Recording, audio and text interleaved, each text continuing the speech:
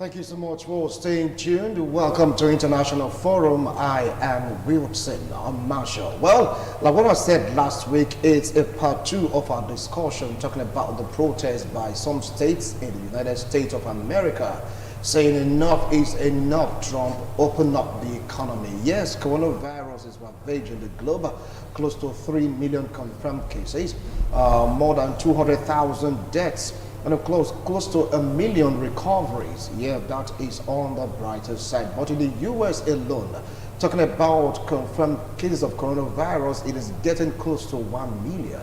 And that isn't so funny with the U.S. Over 30,000 deaths and counting. But people are saying that they're tired, they are becoming frustrated. 24 million citizens, fighting for unemployment, and it's like everything is just going in tatters. But as of today, Trump came out to the White House to address his staff, and he was talking as if it's going to be business as usual, as if it's going to open up the economy before you blink. The economy will be back to normal. People have been talking about this. What do you think will be the fallout if this should happen? Should they really open up the economy? With me here in the studio, the guest of last week, Cyril Kumbawa, a political analyst. When you talk about knowledge impartation, is well grounded on local and international politics. Cyril, welcome to International Forum. Thank you, Wilson, for having me. All right. And of course, very close to me, it's a vibrant young man. When you talk about local and international politics, he's well grounded. Join me to welcome Williams Owaifo. Williams, welcome to International Forum. Thank you, Wilson. Good afternoon, viewers. All right. 24 million persons, they've given notice to the U.S. government. They're saying that, look, right now they're unemployed because from the sum total of persons applying the unemployment form, it is getting close to 13 million. And now they have the opinion that we know that this virus is here, but we just can't kill ourselves. We just can't ground the economy. We have bills to play. Mr. President, you have to do the needful. Ease this lockdown so that we can go back to our normal life. But the health workers also stage a counter protest saying, remain in the house is for your own good. And America is divided between these two opinions. Let me start from Cyril. You were here last week, but the fight is still very much on. Agitation. What do you feel that will happen in due course? I think the moral thing to do at this time is to ensure safety of lives first. I think it is always important for any civilization to consider the ability to sustain, itself. So for that reason, I think it's always important, to proceed or to err on the side of caution. I think that the health workers so far have the authority, and they should have the finances. But unfortunately, as it is, governance is not really about expertise. You have somebody at the center who tries to, balance policy. The president wants the economy to reopen, and well, it seems right now that the citizens are also echoing, the body language, the idea that the economy should open. So also resonated with them. But like I said last week, you should all understand that this matter is not native to the United States alone. Most of the European states are also at the brink of reopening. I think that mankind will really need to forge ahead. It's important that the economy, starts to work again in order to avoid a catastrophe. We've seen recessions. I believe that most of the economies in the Eurozone, in the Americas, are already, in recession. But I think that, it could proceed on a downward spiral, result in a very bad depression if something is not done about it. To that extent, I think that it is important to gradually, reopen the economy in line with the regulations as provided by, the health workers. For example, in the U.S., they have Dr. Anthony Fauci, who he is head of the American Center for Disease and allergies, and so far he's been at the forefront. So I think he should be listened to, but I don't think that the economy should just remain in tatters. I believe that life has to continue, but it has to be done in a structured, in such a structured manner that it follows, the strategic patterns that are outlined by health workers. Today in the U.S., we find that a lot of citizens are actually out protesting because they think life has to go on. Yes, most of these people who are protesting are also actively grieving at the same time, having lost loved ones or colleagues to the pandemic, but they think that it's important for life to get back to normal, because the longer this persists, the more trouble it portends. For example, a lot of people are running out of healthcare supplies, and some people even think that if this lockdown continues, they're going to run out of their drugs. Some are even rationing and maybe eventually die of their own, ailments before, it gets to corona.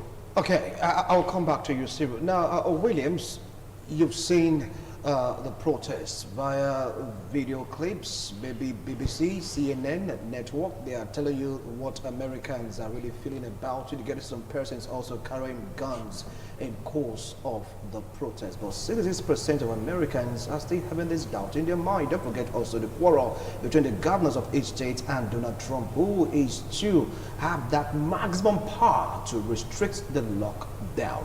All this put together, do you see U.S. bouncing back in the nearest, maybe a month, 2 weeks or thereabout? That would be a long shot for now, because things are going to gradually kick back into order. The U.S. economy was very strong going into this pandemic, and they have the resources to actually fight the disease. But sadly, the man in the White House has no regards for science, has no regards for facts, has no regards for data. As at January 24th, when the first case was reported, instead of putting his arsenals in place to make sure that America is properly insulated from this crisis, because China was already going through it as at the time. He even tweeted sometime in January that President Xi was very cooperative. He was very forthcoming with information that it's been really helpful to the U.S. And one would have thought that Donald Trump would have done everything in the book, because the previous administration before his, that of President Obama, they had a pandemic book, a guideline on how to follow up with diseases of this sort.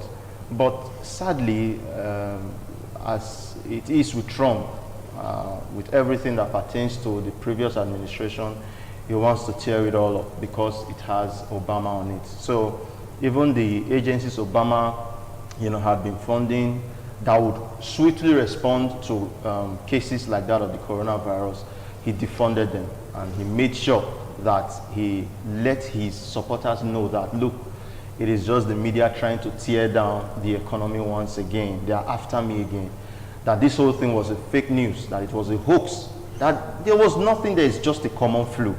And then, all the people on the far right, his surrogates on Fox News, they echoed everything he had to say. They were telling people to go about their businesses, go to parks, while CNN was alerting the world of the imminent crisis that we had in our hands. Fox News and Donald Trump were busy telling Americans and the whole world that this was nothing other than a common flu. So the lockdown that they are experiencing today, and if you look at most of the protests, I've had to look at the states where these protests are happening. It is by conservative groups.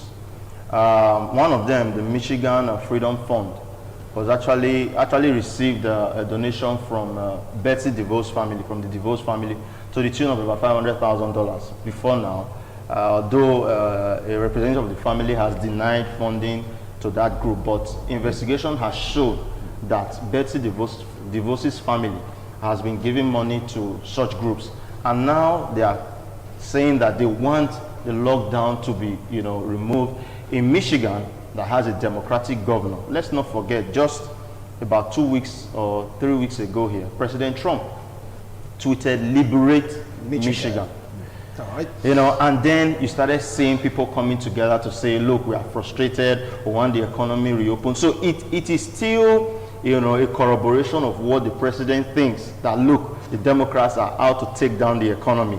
The earlier he gets the economy running, the better his chances at getting re-elected come November, because he knows that he has seriously hurt his chances of getting re-elected because of the way he has handled this pandemic. It has been very irresponsible on his part, and all the buck that concerns this coronavirus response rests on his table. All right, I'll come back to you right now. William is like saying that Donald Trump should be blamed for what is really happening, because on one hand, he's fueling the anti-lockdown protest. On the other hand, he's telling them to stay at home. Don't forget that over 1,900 Michigan citizens that lost their lives due to coronavirus. And here he is playing both ends. Do you think this will end up catastrophic if it's not well handled? Well, the truth be told, I think the President, Donald Trump, has a right to self-preservation. It's also not out of place to think of his posterity, going forward as the President of the United States, because from what my fellow panelists here said, even that the Democrats will spare no chance, to evict him from the White House, and that's been, so this is a battle for his political survival. And it's not that has taken a toll on him as an individual. But let me first of all respond to what he said when he started, that the President, Donald Trump, doesn't have respect for data and science. I would not want to swallow that hook, line, and sinker. Reasons being that revelations recently has brought to the fore facts that the Chinese government under President Xi Jinping weren't very transparent, and they were irresponsible about the true potency of the virus. For example, we've seen that they covered up the number of deaths, and not just the number of deaths, the speed at which incidents, were recorded was also covered up. And what's more, the WHO, which is the World Health Agency responsible for healthcare regulations across the world, also was torn the part of China. So for President Trump not to have put certain measures in place may not have been totally a matter of oversight.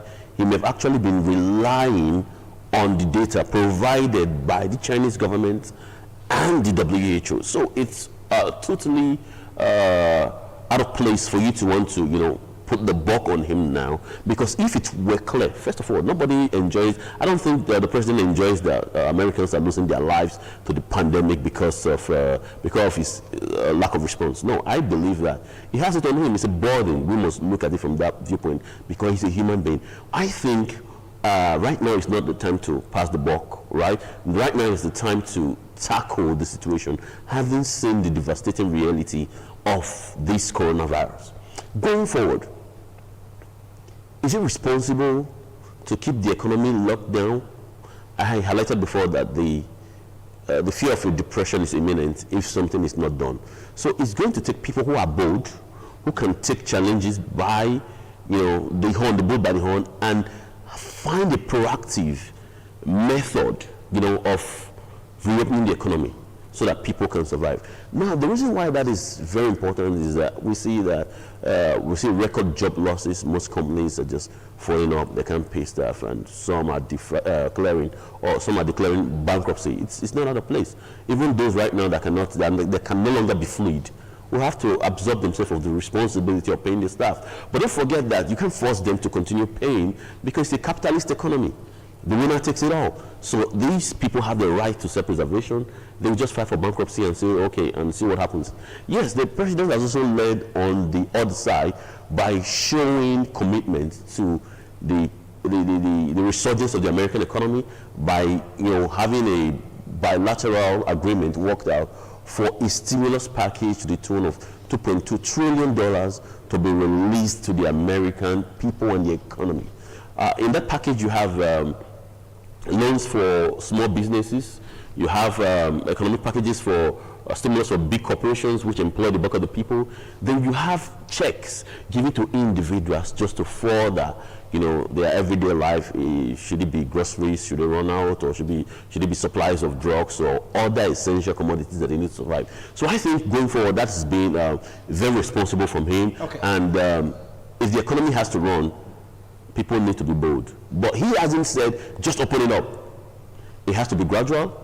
It has to be done in phases. It has to be done responsibly with recourse to the health guidelines. All right. I'll come back to you, Cyril.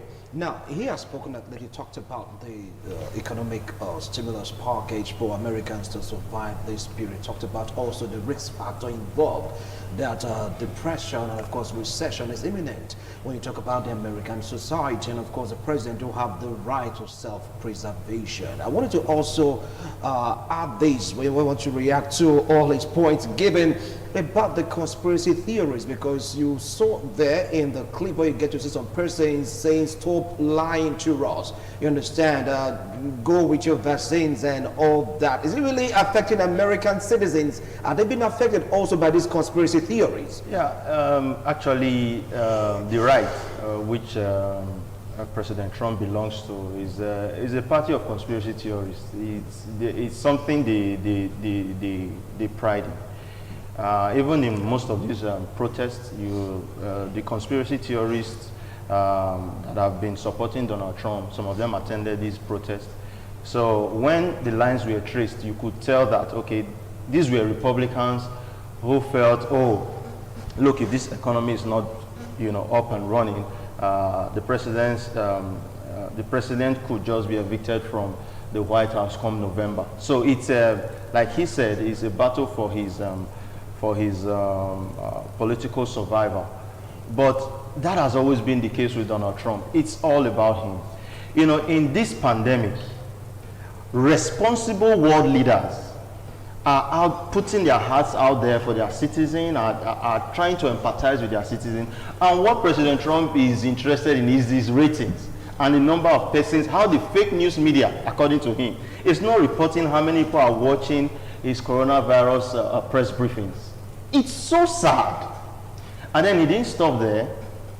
About a week later, you are telling them to ingest or inject disinfectants. I mean, who does that? Who does that all across the world? Who does that? So the other time I came here, I remember telling you that this man runs America as though he's a third world president, and you said no, that I'm being too critical. But in this third world that we live in, how many presidents have told you to ingest or inject disinfectants? Yeah. I mean, come on. He said that. So Republicans glory in ignorance. They see science, they ignore it. You tell them this is the data, they refuse to take it. So you could see them again. I was reading tweets by some Republicans who said he has they are refuted that statement already. He has refuted it already. But he said, he tweeted, he calls it sarcasm, and then he eventually said, oh, the Nobel Prize that the reporters that worked on the hoax called the Russian investigation, that the Nobel Prize should, and then somebody said it's supposed to be Nobel, and then he said, oh, nobody understands sarcasm anymore. So everything is sarcasm when it's not going his way. So what I'm trying to say is that it's always been a running battle between Republicans and science. You don't bring data and they respect it. No. The whole world now is fighting to get us out of this climate change crisis. Obama signed the Paris Accord deal alongside other nations, responsible nations. Do you know how many countries are out of that Paris deal now? America and Nicaragua, a third world country. Why? Because an Obama signature is on it. Everything that is wrong with America has to be the Democrats, has to be the globalists. So the problem we have here are these Republicans that won't just read.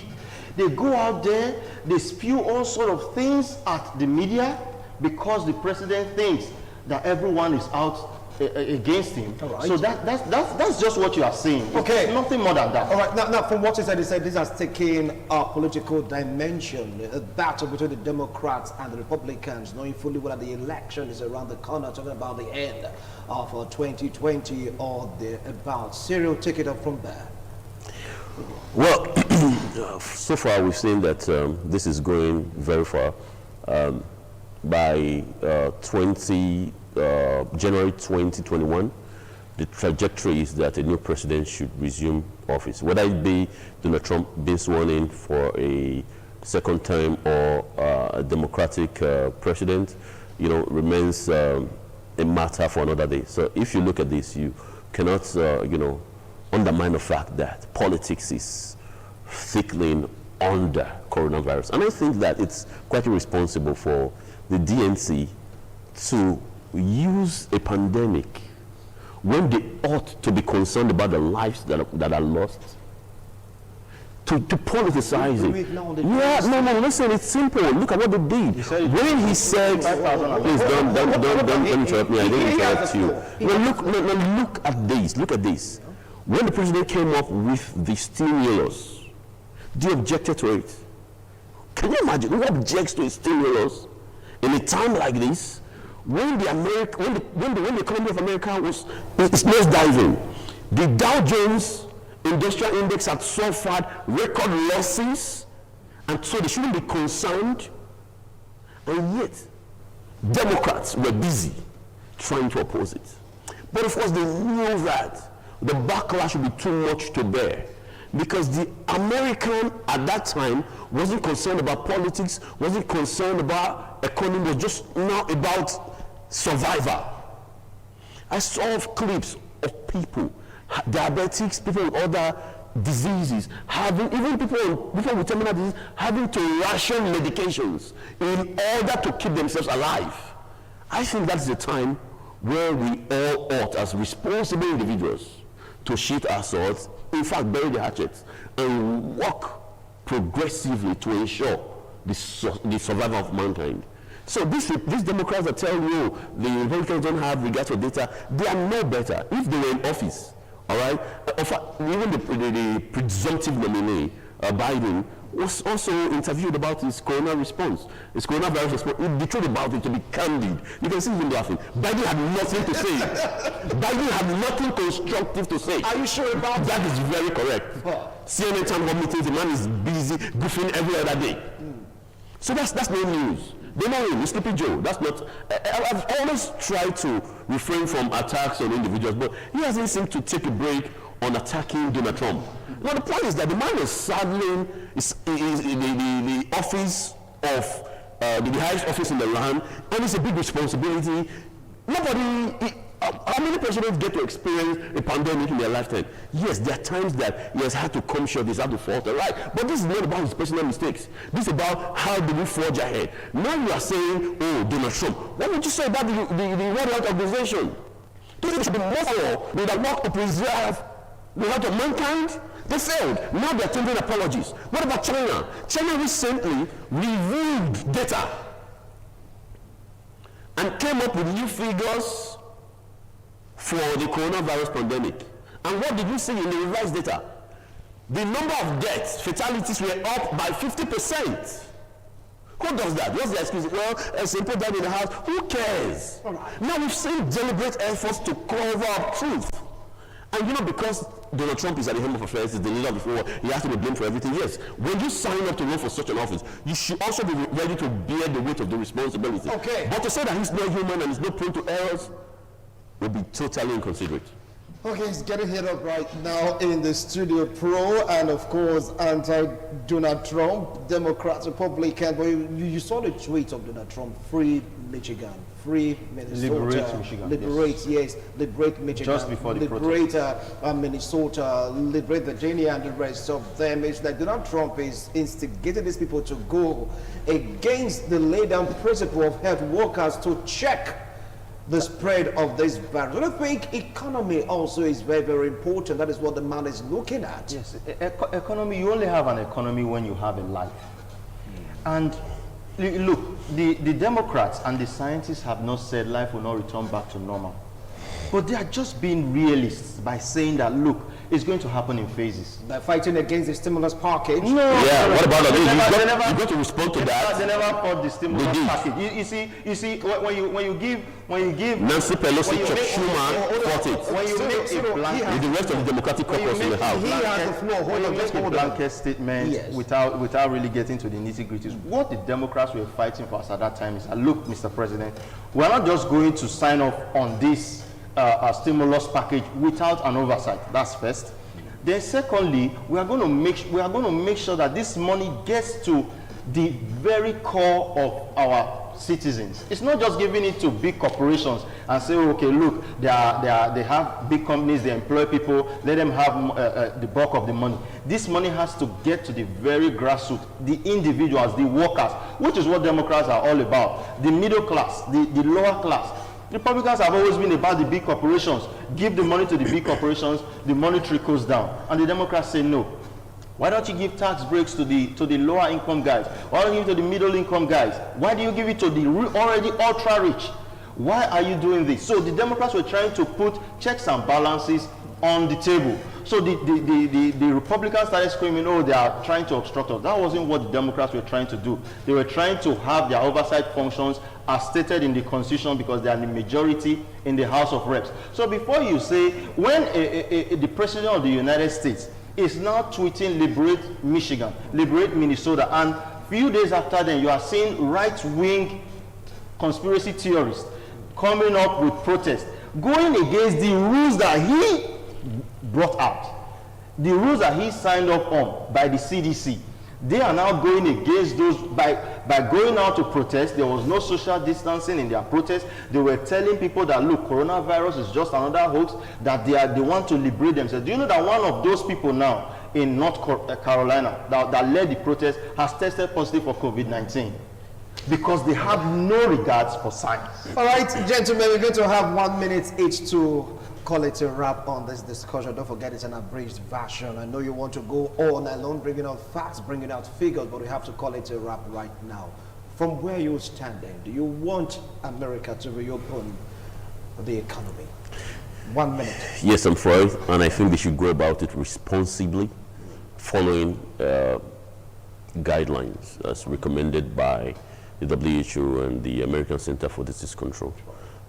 That said, I think that we've seen that the core of this battle is for the soul of the presidency.